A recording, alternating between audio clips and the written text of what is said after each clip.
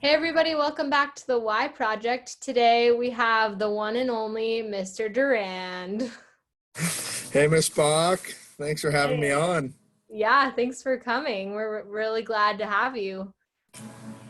Absolutely. It's good to be here. I'm following a lot of pretty awesome people, so I'm excited. Yeah, you've got to step up your game, but I have full Yeah, confidence in you. I'm feeling good, feeling real good. I got my game coat on. Let's do this.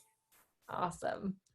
Well, let's dive right in. Tell us about kind of your story and your why, how you got into teaching and being a principal, and what motivates you to come back to work every day.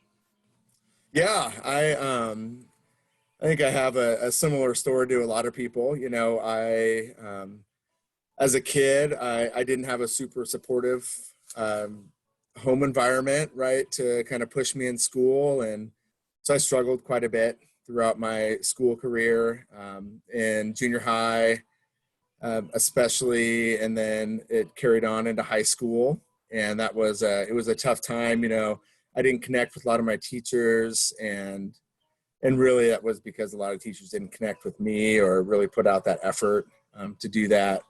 And so, I barely made it through high school. I graduated from alternative high school. That's what saved me really to get me through um, my experience. And I knew that I'd always been really interested in helping people. I had a lot of jobs throughout my whole life, starting as a paper boy in fifth grade.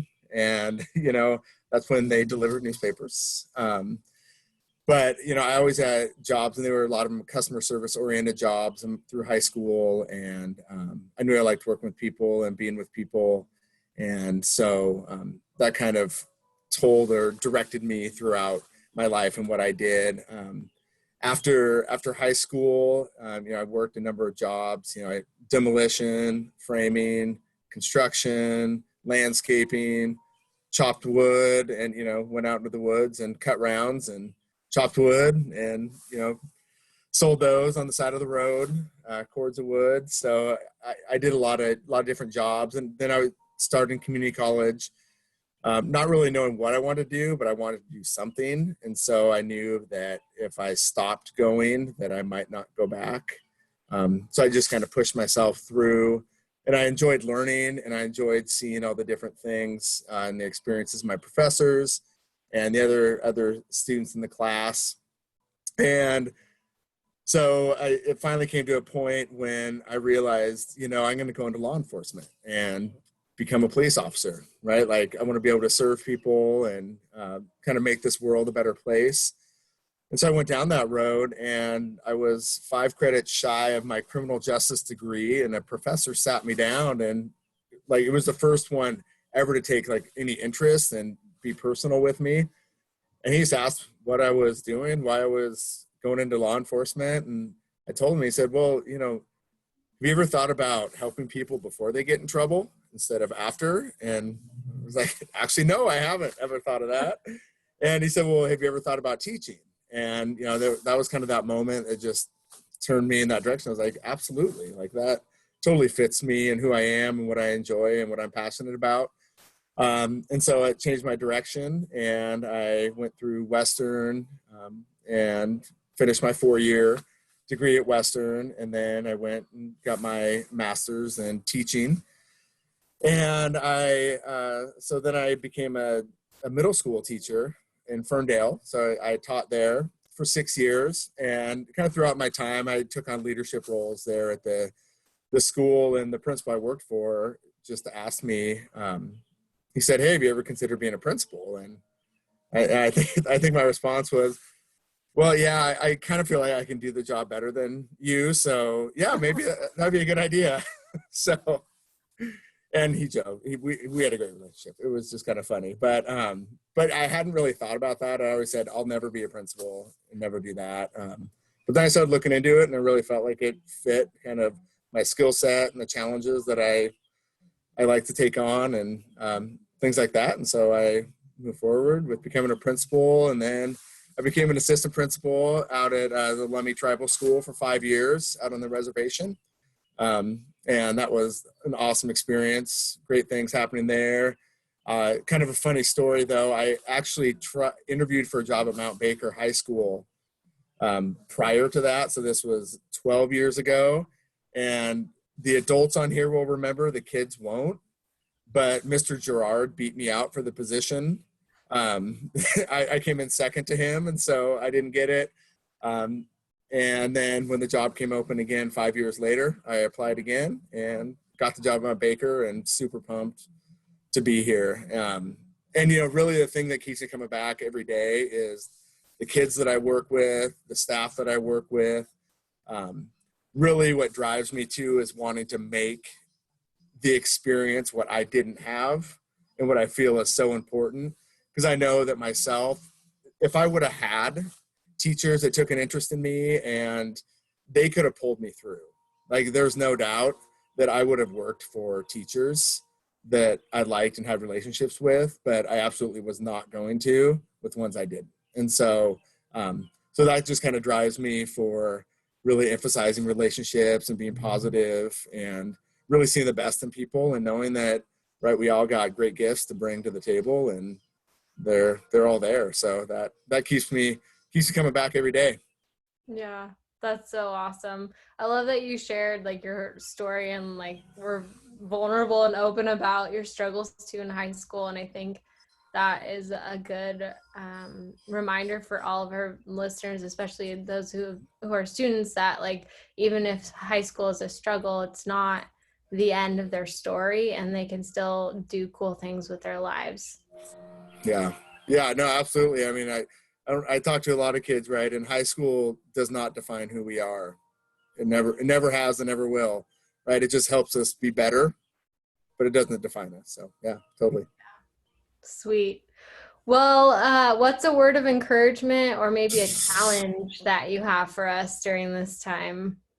A word of encouragement or a challenge. I think for me, you know, I'm just going to talk about my personal challenge during this time. And one of my personal challenges is to listen to the challenges created by the Y Project and try to do those, right? Because I think it makes me think differently about what I do.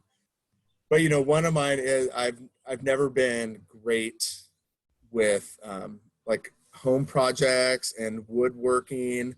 I've done a lot of trail building and like building bridges and things like that out in the woods, but doesn't take a lot of precision, right? I mean, you're using axes and chainsaws and things like that and huge spikes.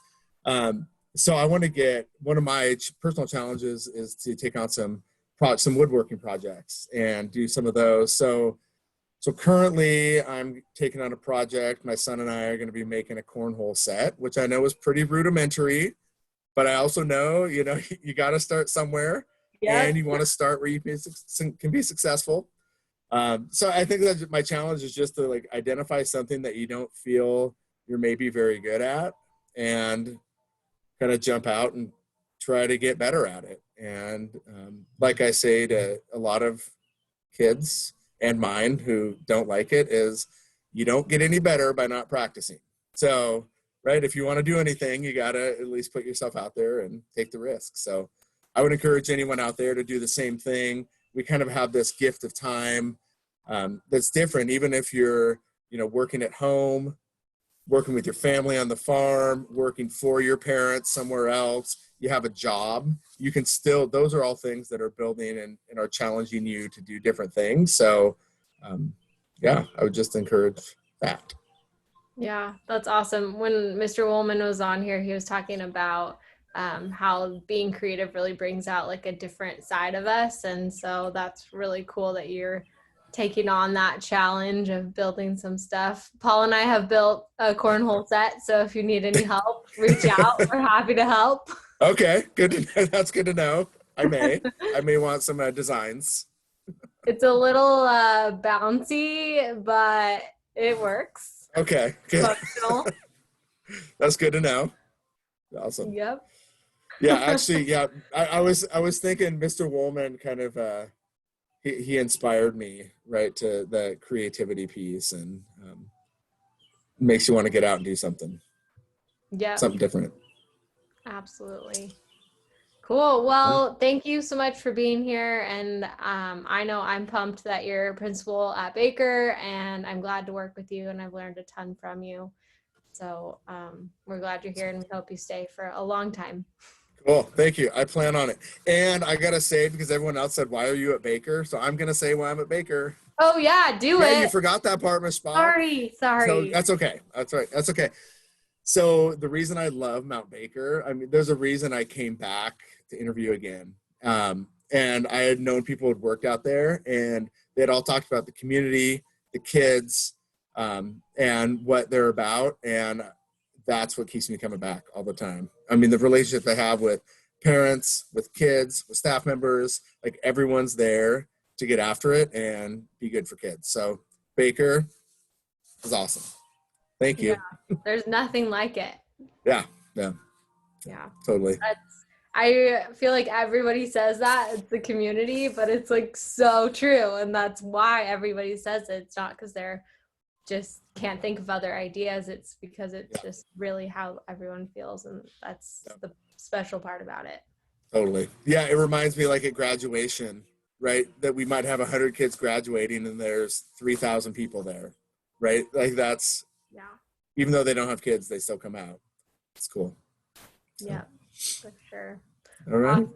Well, I think we got all the questions now. Okay. Awesome. Thanks for having me. Zoom meetings does for me. Like just I forget what I've asked people. So I'm glad you remembered. Yeah.